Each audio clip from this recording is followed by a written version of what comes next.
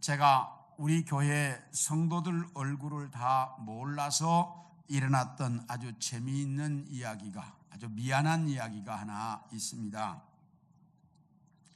어느 날 지난 1월 달쯤으로 돼요. 새벽기도가 끝나고 엘리베이터를 타려고 엘리베이터 앞에 오니까 어떤 분이 점퍼 차림에 운동화를 신고 엘리베이터 앞에서 서성입니다. 그래서 제가 물었습니다. 무슨 일로 오셨습니까? 그랬더니 새벽기도에 가려고 오셨다는 거예요. 그래서 제 마음속으로 우리 교회 교인은 아닌가 보다.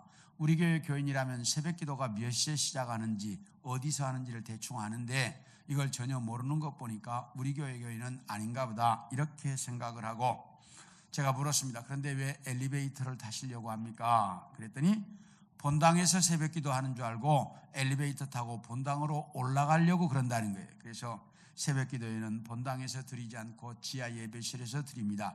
이쪽으로 돌아가면 지하 예배실이 있습니다. 그렇게 설명을 하고, 그리고 제가 물었어요. 그리고 혹시 어느 교회 다니십니까? 라고 물었더니 영덕교회 다닙니다. 그래서 제가 전혀 모르시는 분이에요. 그래서 우리 교회 새신자인가 아니면 누군가 이렇게 잘 몰라서 저분이 그냥 미안하니까 할 말이 없으니까 영덕교회 다닌다고 그런가 보다, 이렇게 하고 잊어버렸습니다. 전혀 이제 잊어버렸는데 올 봄에 3지역 대신방을 올해 제가 하게 돼서 어느 집에 신방을 갔더니 그 집사님이 하시는 말씀이, 목사님, 제가 그날 아침 엘리베이터 앞에서 이상한 사람 취급받았던 누구입니다 라고 저에게 인사를 하는 거예요. 제가 얼마나 미안한지 아주 그냥 깜짝 놀라서 이제 제가 죄송하다고, 잘 몰라서 그랬다고 사과를 했는데, 그분은 우리 경원대학교 교수하고 계시는 우리 집사님이신데 제가 그때 몰라서, 잘 얼굴을 몰라가지고 그렇게 어려움을, 그래서 그분에게 정말 미안했는데 이 자리에 계시면 미안합니다. 하여튼 이것처럼 어느 교회에 목사님이 어떤 사람이 점심시간만 되면 교회에 왔다가 조금 있다가 그냥 가는 거예요. 아니, 저 사람이 전혀 모르는 사람인데 저 사람이 왜 매일 교회에 왔다가 갈까? 그래서 목사님이 이렇게 자세히 쳐다보니까 옷도 허름하고 또 나이도 들 만큼 들었는데 저 사람이 점심시간마다 왜 이렇게 왔다 갔다 할까?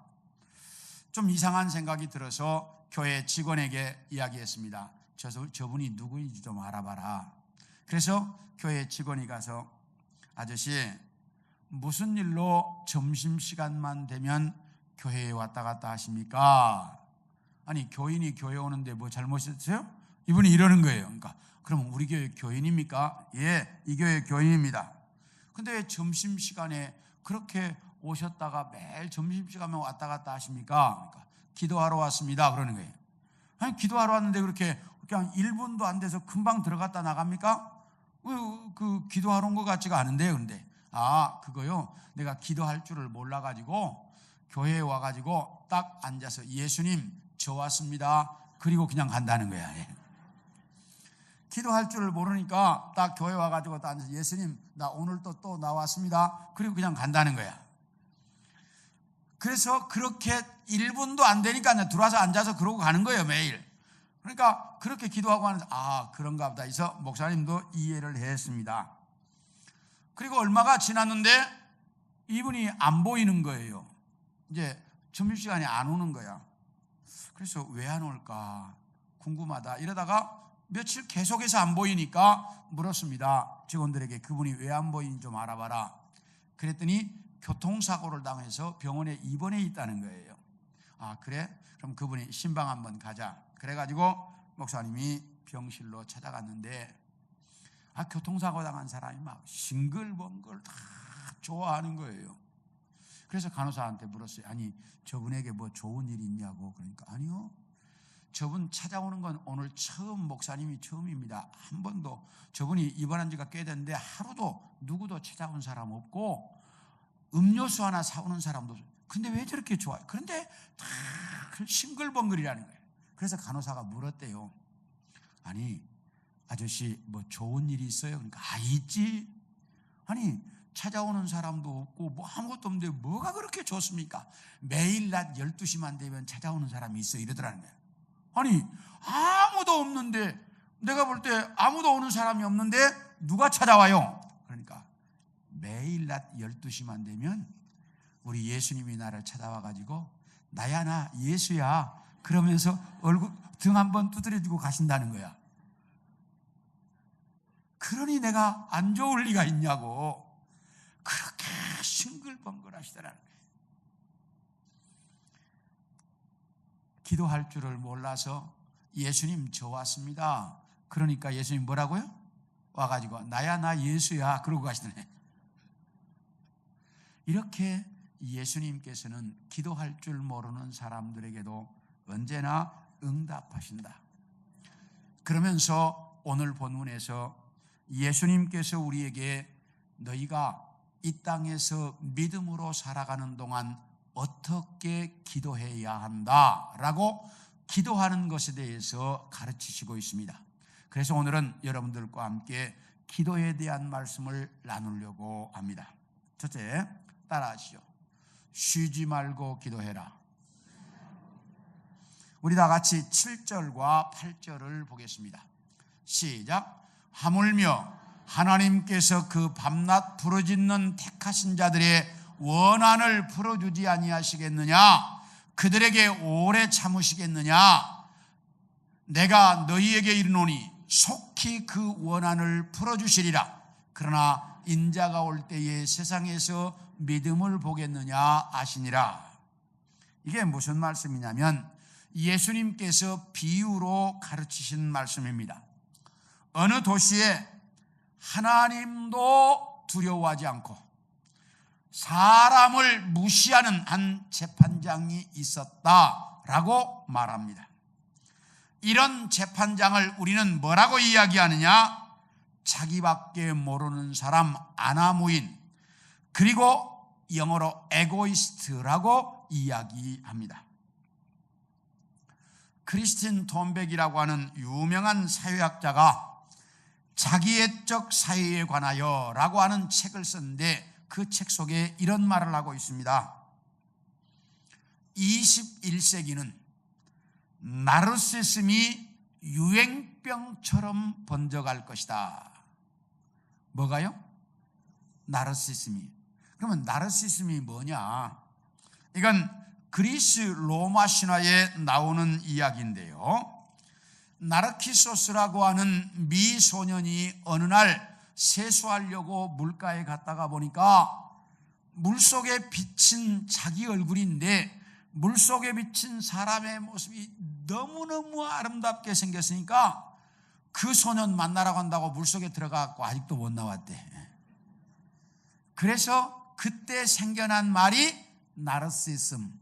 쉽게 말하면 이제 자기 도취, 자화자찬 이런 것들을 이야기할 때 이렇게 말하는데 21세기가 되면 사람들은 이 나르시즘이 유행병처럼 번져가서 세상 모든 사람들이 여기에 빠질 거라는 거예요.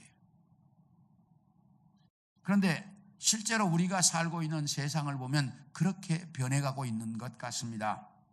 왜냐? 각 가정들마다 아이들이 하나나 둘밖에 없습니다. 세상에서 가장 귀한 보물처럼 기릅니다. 무슨 것을 해도 그 아이에게 자존심과 자부심을 길러주고 그 아이에게 뭘 심어주기 위해서 나무라지 않아요. 그러다가 보니까 아이들이 자기밖에 모르는, 자기가 세상에서 제일 잘난 줄 아는 그런 아이들로 성장합니다. 그러다 보니까 다른 사람에 대한 배려가 전혀 없어요. 그런데 문제는 세상이 이런 사람들로 가득 찼다는 거예요. 그러니까 세상이 남을 섬기려고 하지 않고 남들어 자기 섬겨달라고만 해. 그러다 보니까 이 세상이 조화가 이루어지지 않고 부조화 속에 다툼과 이제 싸움이 계속된다는 거예요. 그런데 문제는 부모들도 거기에 동조합니다. 내 아이가 잘못했으면 물어서 잘못했으면 내 아이를 혼낼 줄 알아야 되는데 잘했든지 잘못했든지 무조건 남의 집 아이가 잘못했어요. 자기 집 아이는 잘했어요. 오늘날 부모들이 이렇게 돼간다는 거예요. 그러다 보니까 아이들이 어떤 현상이 나타나느냐, 이렇게 자기가 최고인 줄 알고 어린 시절을 성장하고 학생 시절을 이제 다녔고 졸업해서 취직을 했습니다. 현장에 나가보니까 세상 아이들이 다 자기보다 똑똑합니다. 잘났습니다. 거기서 오는 절망감, 이 절망감 때문에 자살하는 사람들이 날마다 늘어간다는 거예요. 또 그런가 하면 그 절망감 때문에 SNS 같은 이제 그 가상세계 뒤편으로 숨어버리는 거예요. 그래서 내 얼굴 나타내지 않고 글로만 쓰는 거예요. 이게 그런 현상이라는 거예요. 지금 우리가 살고 있는 세상이 그렇게 변해가고 있다는 사실입니다. 그러므로 우리는 아이들을 가르칠 때에 내 아이가 잘한 건 잘했고 잘못한 건 잘못했다고 분명하게 가르칠 줄 알아야 돼. 오늘 본문에 나타난 이 재판장도 하나님도 두려워하지 않고 사람들을 무시하는, 자기밖에 모르는 그런 사람이었습니다. 그런데 이 사람에게 그 마을에 사는 한 과부가 찾아와서 자기의 억울한 사정 이야기를 하면서 자기를 문제를 좀 해결해 달라고 부탁을 합니다. 그런데 이 사람은 사람을 무시하는데 과부가 찾아왔으니 그 듣기나 했겠어요? 말해도 귀뚱으로도 듣지 않았습니다. 그리고 전혀 무시해버렸습니다. 그렇게 몇 번 무시하고 모욕을 주면 자존심이 상해서라도 안 올 줄 알았습니다. 그런데 아무리 무시하고 아무리 자존심을 건드려도 계속 찾아옵니다. 아침이면 집 앞에 기다리고 있습니다. 저녁이면 회사 앞에 기다리고 있습니다. 얼굴만 보면 나 좀 도와달라고 그럽니다. 계속 찾아옵니다. 그러니까 이 재판장이 이거 안 되겠다. 내가 저 여자가 잘나서가 아니고 저 여자가 하도 나를 귀찮게 구니까 내가 귀찮아서 복귀어서 못 살겠다. 그러니까 빨리 해결해 줘버리자. 그래서 문제를 해결해 주었다. 이렇게 인간이 잘못된 사람도 계속해서 조르면 해결해 주는데 하물며 하늘에 계신 너희 아버지께서, 사랑의 하나님께서 너희가 기도하는 것을 들어주지 않겠느냐. 그러니 너희는 쉬지 말고 기도해라. 이렇게 주님께서 가르쳐주고 있습니다. 그러므로 우리는 이 땅에 사는 날 동안 정말 쉬지 않고 기도할 줄 알아야 합니다. 우리 함께 느헤미야서 1장 6절을 봅니다. 시작. 이제 종이 주의 종들인 이스라엘 자손을 위하여 주하로 기도하오며 우리 이스라엘 자손이 주께 범죄한 죄들을 자복하오니 주는 귀를 기울이시며 눈을 여시사 종의 기도를 들으시옵소서. 나와 내 아버지의 집이 범죄했습니다. 이 말이 무슨 말이냐면 바벨론이라고 하는 거대한 나라의 보건복지부 장관 정도 되시는, 지금 우리 보건복지위원회 우리나라 국회의장이신 우리 신상기 의원님 여기 와 계십니다. 신 의원님이. 네. 이 느헤미야도 이제 보건복지부 장관 정도 되는 직책을 가지고 있었어요. 그런 느헤미야가 어느 날 자기 동생으로부터 이제 예루살렘 소식을 들었습니다. 예루살렘 성벽이 다 무너지고 성문이 다 불타 없어져서 예루살렘 성 안에 살고 있는 자기 동족들이 대단한 어려움을 겪고 있다는 소식을 듣자 그날부터 느헤미야는 밤낮으로 하나님 앞에 엎드려서 기도하기 시작했습니다. 하나님, 나에게 은혜를 주셔서 내가 예루살렘으로 돌아가서 내 동족들을 위해서 무너진 예루살렘 성벽을 다시 쌓고 예루살렘 성문을 만들어 달아서 내 백성이 주변 사람들로부터 고난받지 않도록 도울 수 있게 해 주십시오 라고 하나님 앞에 기도하기 시작했습니다. 이렇게 밤낮을 기도한 지 4개월 정도 지난 어느 날 임금이 묻습니다. 느헤미야야, 예, 내가 알기로 너는 건강한 사람인 줄 알고 있는데 왜 얼굴색이 그 모양이냐? 아, 임금이요, 예루살렘에 살고 있는 내 나라 내 동족들이 지금 심각한 어려움을 겪고 있다는데 같은 동포로서 그 예루살렘에 살고 있는 내 동족들에 대한 걱정 때문에 그렇습니다. 이렇게 대답을 했어요. 그래? 그러면 내가 어떻게 너를 도와주면 좋겠느냐라고 임금이 느헤미야에게 이야기합니다. 그러자 느헤미야가 어떻게 했는지 느헤미야서 2장 4절을 봅니다. 시작.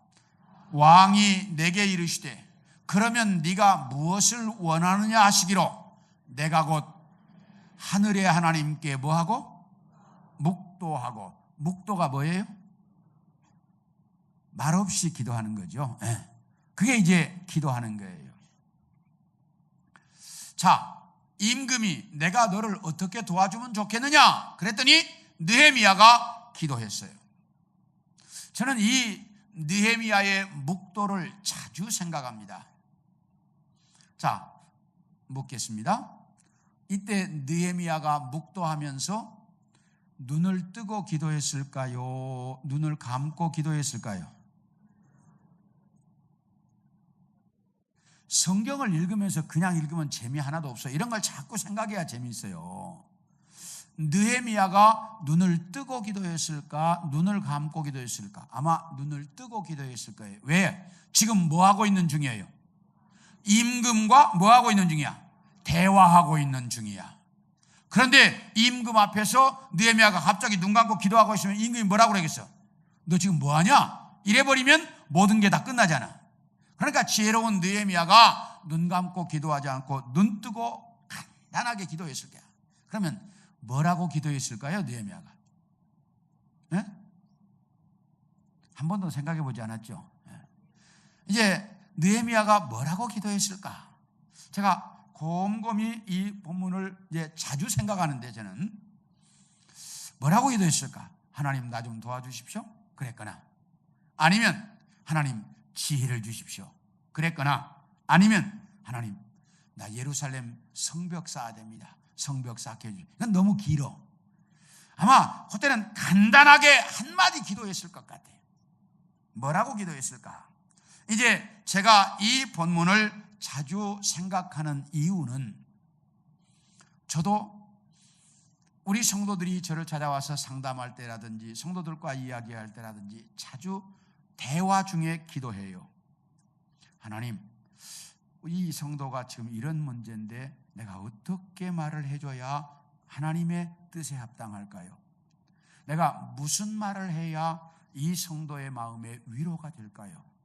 지금 이 상황에서는 뭐라고 말을 해야 할까요? 이런 것을 그 대화 중에 계속 기도합니다. 설교 중에도 자주 기도해요. 설교하면서 성도들이 늘 줘라, 많이 줘라. 그러면 하나님, 오늘 설교는 성도들이 많이 조는데 어떻게 하면 저 성도들 졸지 않게 할까요? 이렇게 기도할 때도 있고요.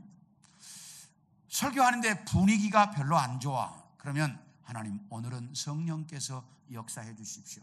성령께서 역사해 주셔야 이 분위기가 제대로 돌아갈 것 같습니다. 이런 기도를 설교하면서도 합니다. 누구처럼? 느헤미야처럼. 대화 중에 기도하잖아요. 이렇게 우리는 우리의 삶의 현장에서 내가 대화 중에도 내가 이야기하는 중에도 밥을 먹으면서도 차를 타고 가면서도 우리가 기도하는 습관이 돼야 돼요. 저도 이렇게 늘 기도하는데 가끔적 분위기에 휩쓸려서 상황 때문에 급하게 가지고 기도하지 않고 내가 말하면 꼭 문제가 생겨. 이런 걸 자주 경험해요. 그래서 늘 기도하려고 하는데 잊어버릴 때가 가끔 있다 이 말이에요. 이런 건 왜 그러냐? 아직 내가 훈련되지 않았기 때문이에요. 우리는 자주 이런 생각을 합니다. 기도? 그거 하면 되지. 기도가 뭐 어려워. 이렇게 말하는 사람들이 많이 있습니다. 착각하지 마십시오. 기도는 몸에 배어있지 않는 사람, 습관이 되지 않는 사람은 기도 못해요. 왜? 정말 중요한 이 순간에 느헤미야처럼 임금이 내가 너에게 뭘 해주면 좋겠느냐, 이런 순간에 기도할 줄 알아야 되는데, 그건 기도에 훈련된 사람만 그런 때 기도할 줄 알아. 훈련되지 않는 사람은 그런 때 기도할 줄 몰라요. 다 상황에 따라 자기가 급박한 대로 그냥 자기 생각대로 결정하지 기도하고 결정할 줄 몰라요.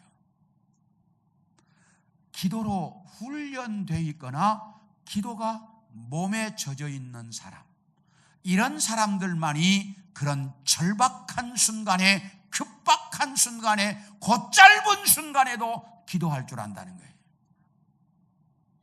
느헤미야는 그렇게 기도했더니 하나님께서 그를 도우셨어요.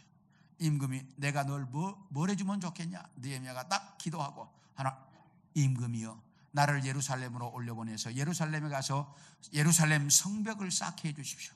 그랬더니 임금이 허락했어요. 그래서 예루살렘으로 돌아가서 예루살렘 성벽을 쌓고 성문을 달아서 예루살렘 주민들이 안전하게 살 수 있도록 만들었어요. 우리도 이 땅에 사는 동안 이렇게 정말 기도가 내 삶의 습관이 되어지고 어느 순간 절박하고 가장 급박한 그 순간에도 기도를 잊어버리지 않고 기도할 줄 아는, 기도가 내 몸에 젖어 있는 그런 성도들이 되어질 수 있기를 축원합니다. 그렇게 기도할 줄 알려고 하면 우리는 기도가 내 몸에 젖어 있어야 돼요. 내가 아무 때나 기도하면 된다, 해보세요. 되는지. 되지 않습니다. 새벽 기도 습관되지 않으면 일주일 하기도 힘듭니다. 그래요, 안 그래요? 네? 우리 이제 이 3주 우리가 이 특별 새벽 기도 할 때 3주 나오는데 얼마나 힘들어하는 줄 제가 잘 보이거든요. 또 자녀를 위해서 기도하는 성도들 분명히 아십시오. 자녀를 위해서 기도하는 부모가 있으면 그 자녀는 잘못되지 않습니다. 문제는 부모가 기도를 쉰다는 거예요, 중간에. 그게 문제이지. 쉬지 않고 기도하는 자녀들은, 그런 부모가 있는 자녀들은 절대로 잘못되는 법이 없어요. 해보세요. 내가 기도를 쉬느냐, 이게 문제일 뿐이에요. 쉬지 말고 기도하는 우리 성도들이 되기를 축원합니다. 둘째로 따라합시다. 낙심하지 말고 기도해라. 우리 1절을 같이 한번 읽겠습니다. 시작. 예수께서 그들에게 항상 기도하고 낙심하지 말아야 할 것을 비유로 말씀하여, 여기 항상 기도하고 뭐 하지 마라? 낙심하지 말아라. 이렇게 하나님께서, 우리 예수님께서 말씀하셨습니다. 하나님도 두려워하지 않고 사람을 무시하는 이 재판장도 시도 때도 없이 찾아와서 조르는 이 사람의 그 요구를 들어줄 수밖에 없었다. 그것처럼 하나님께서도 쉬지 않고 계속해서 기도하는 사람의 기도는 속히 응답해 주신다. 그러니 너희는 아무리 힘들고 어려워도 절대로 낙심하지 말고 계속해서 기도해라. 이렇게 말씀하고 있어요. 우리 함께 열왕기하 2장 9절을 같이 한번 봅니다. 시작. 건너매 엘리야가 엘리사에게 이르되 나를 내게서 데려감을 당하기 전에 내가 내게 어떻게 할지를 구하라. 엘리사가 이르되 당신의 성령이 하시는 역사가 갑절이나 내게 있게 하소서 하는지라. 이 말이 무슨 말이냐면, 엘리야와 엘리사가 어느 날 길갈이라고 하는 지역에 갔습니다. 그때 엘리야가 엘리사에게 말합니다. 엘리사야, 너 여기 머물러 있어라. 하나님이 나를 저 베델로 가라고 하신다. 그러니까 엘리사가 선생님 그런 말씀하지 마세요. 선생님이 무슨 말씀을 하시든지 내가 하나님을 두고 맹세하는데 나 선생님 곁을 안 떠납니다. 선생님 따라갈 겁니다.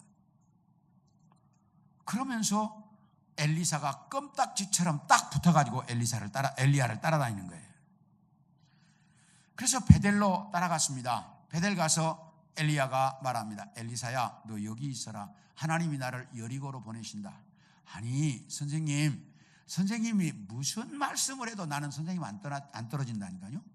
그래가지고 딱 허리채 쥐어잡고 따라갑니다. 그래가지고 이제 여리고에 딱 도착했습니다. 여리고에 도착하니까 엘리사야, 하나님이 나를 요단으로 가라고 하는데 너 여기 있어라. 아니 선생님 나 안 떨어진다니까요. 선생님이 아무리 오지 말라고 아무리 뭐라고 해도 나는 선생님 따라갈 거니까 그런 말 하지 마세요. 딱 엘리야의 그 옷자락을 잡고 엘리사가 따라갑니다. 그러니까 엘리야가 그러면 나 묻자. 내가 죽기 전에 내가 너에게 꼭 해줘야 될 일이 네가 나에게 받고 싶은 게 있으면 얘기해라. 아 그거요? 선생님의 능력보다도 내가 2배의 능력을 받을 수 있게 해주십시오. 딱 그러는 거예요. 그러니까 엘리야가 네가 참 어려운 걸 구한다. 근데 내가 하늘로 올라가는 모습을 보면 너에게 그 능력이 임할 것이다. 내가 그런 줄 알고 따라왔어요. 그러더니 끝까지 엘리사가 따라가. 그래서 엘리야가 회리바람 타고 승천하는 모습을 보게 됩니다. 그걸 보는 순간 엘리사에게 엘리야보다도 갑절의 영감이 임했다라고 말합니다. 이렇게 중간에 선생님이 아무리 따라오지 말라고 해도 끝까지 따라가는 이 사람처럼 우리가 기도하는 일에 아무리 힘든 일이 생기고 바쁜 일이 생기고 어려운 일이 생겨도 그 어떤 상황 속에서도 중단하지 말고 포기하지 말고 기도해라. 이것이 주님께서 우리에게 말씀하시는, 너희가 기도하는데 몇 년을 기도했는데 응답이 없다 할지라도 포기하지 말고 기도해라. 때가 되면 하나님께서 분명하게 기도하는 사람들에게 응답해 주신다. 그러니 너희는 절대로 포기하지 마라. 내 자녀를 위해서, 교회를 위해서, 내가 전도하고 싶은 전도 대상자를 위해서, 내가 하는 사업을 위해서, 내 직장을 위해서 내가 쉬지 말고 포기하지 말고 이 땅에서 기도하라고 주님은 가르치고 있습니다. 원하기는 우리 성도들 모두가 정말 이렇게 중간에 쉬지 말고 포기하지 말고 기도할 수 있기를 소원합니다. 혹시 새벽 기도회를 하다가 쉬신 분들, 또 여러분들이 이제 기도 언도기를 진행하시다가 쉬시는 분들, 여러분들이 삶의 기도의 생활이 쉬고 있는 분들, 여러분들 다시 한번 내 모습을 점검할 수 있기를 원합니다. 그래서 기도를 시작할 수 있기를 원합니다. 다시 시작하십시오. 왜? 주님께서 기도해라, 쉬지 말고 기도해라, 낙심하지 말고 기도해라, 주님은 그렇게 말씀하고 있기 때문이에요. 원하기는 우리 성도들 모두에게 이 기도의 바람이 불기를 축원합니다. 마지막 세 번째로 주님이 말씀합니다. 따라합시다. 겸손하게 기도해라. 오늘 본문 13절을 봅니다. 시작. 세리는 멀리 서서 감히 눈을 들어 하늘을 쳐다보지도 못하고 다만 가슴을 치며 이르되 하나님이여 불쌍히 여기소서 나는 죄인이로소이다 하였느니라. 이게 예수님께서 이 말씀도 비유로 가르쳐 주신 말씀인데, 어느 날 두 사람이 성전에 기도하러 올라갔습니다. 한 사람은 그 당시에 자기들이 제일 의롭게 살고 있다고 자부하고 있는 바리새인이었고, 한 사람은 그 당시 사회에서 왕따를 당해서 죄인이라고 사람 대접도 못 받고 사람들이 가까이 해주지도 않는 세리라고 하는 이 두 사람이 기도하러 올라갔습니다. 그때 그 성전에는, 성전 안에는 성도들은 못 들어갑니다. 제사장들밖에 못 들어가기 때문에 기도를 어디서 하냐? 마당에서 하는 거예요. 마당에 서서 기도하는데, 이 바리새인은 성전 맨 가까이, 마당 맨 앞쪽에 와서 가까이 와서 기도합니다. 그런데 뭐라고 기도하느냐? 하나님, 나는 저 죄인들처럼 살지 않고 저기 저 기도하는 세리처럼 살지 않게 해주셔서 감사합니다. 나는 일주일에 2번씩 금식하고 11조 생활도 잘하고 있습니다 라고 기도했습니다. 이 말은 지금 무슨 말이에요? 자기는 뭐하다는 거예요? 의롭다는 말이지요. 그런데 여러분에게 한번 묻습니다. 내가 11조 생활을 못하는 사람은 11조 생활 잘하게 해달라고 기도해요. 그건. 그런데 하나님, 나 11조 생활 잘하고 있습니다 그러면서 기도하는 사람이 있으면 한번 손 들어봐봐요. 그런 사람은 있어요, 없어요? 없어요, 그런 사람은. 그런데 지금 바리새인은 그렇게 기도하고 있잖아. 그 말은 무슨 말이에요? 나는 이만큼 뭐하다는 거예요? 내가 지금 의롭게 믿음 생활 잘하고 있다고 하나님 앞에 뭐하는 거예요? 자랑하고 있는 거예요. 이게 바리새인의 기도하는 모습이었습니다. 그런데 세리는 어떻게 기도하느냐? 성전 가까이 마당 안쪽으로 오지도 못하고 마당 저 뒤쪽에 서가지고 고개를 들어서 하늘을 쳐다보지도 못해. 고개 푹 숙이고 가슴을 치면서 하나님, 나는 죄인입니다. 나를 불쌍히 여겨주십시오 라고 기도하고 있어요. 그때 예수님 뭐라고 말씀하셨느냐? 저 바리새인보다 저 세리가 더 의롭다고 인정받았다 라고 우리 주님께서 말씀하시고 있습니다. 왜요? 하나님 앞에 의로운 사람이 있어요, 없어요? 없어요. 하나님 앞에 우리는 모두가 다 죄인이에요. 그래서 하나님 앞에 엎드려서 내가 죄인이라고 기도할 줄 알아야 그게 올바른 사람이라는 거예요. 이렇게 하나님 앞에서 내가 죄인이라고, 내가 불쌍한 사람이라고, 내가 정말 어리석은 사람이라고 인정할 줄 아는 사람이 세상 사람들 앞에서도 겸손하게 사는 거예요. 세상 사람들 앞에 겸손하지 못하고 교만한 사람 보면 하나님 앞에서도 그건 겸손하지 않아요. 여러분, 정말 이 땅에서 하나님 앞에 겸손하게 기도할 수 있기를 원합니다. 어느 날 총알택시 기사하고 그 다음에 목사님이 천국에 갔습니다. 그랬더니 베드로 사도가 총알택시 기사에게 당신은 저기 시상대로 가고 상 받으러 시상대로 가고, 목사님에게는 당신은 천국에서 가장 재미없다는 저 철학 강의실로 가라고 그러더라는 거예요. 그래서 목사님이, 아니 총알택시 기사는 세상에서 다 욕먹는 사람입니다. 사람들이 다 욕하는 사람이에요. 근데 어떻게 상 받으러 가라고 그러고, 그래도 세상에서 목사로서 열심히 살은 나는 어떻게 저 그 재미없는 곳에 가라고 합니까? 그러니까 베드로가 그렇게 말하더라. 베드로 사도가 이야기하기를, 저 총알택시 기사는 타는 손님들마다 주여 주여 그러면서 기도하게 만들었다. 그래서 타는 손님들마다 기도하게 만들어서 기도받게 하도록 만들었기 때문에 상을 받고, 너는 세상에서 목사로서 설교를 할 때마다 성도들이 다 졸았어. 그래서 너는 성도들이 다 졸도록 늘 설교했기 때문에 너도 철학 강의실 재미없는 데 가서 한번 졸아봐라 그러시더라는 거예요. 우리가 이 땅에서 살면서 누군가가 지어낸 이야기겠지만은 이 세리처럼 하나님 앞에 엎드려서 겸손하게, 하나님, 나는 죄인입니다. 나를 불쌍히 여겨 주십시오. 이렇게 기도할 줄 알아야 합니다. 이렇게 기도할 줄 알아야 그것이 올바른 사람이라 그 말이에요.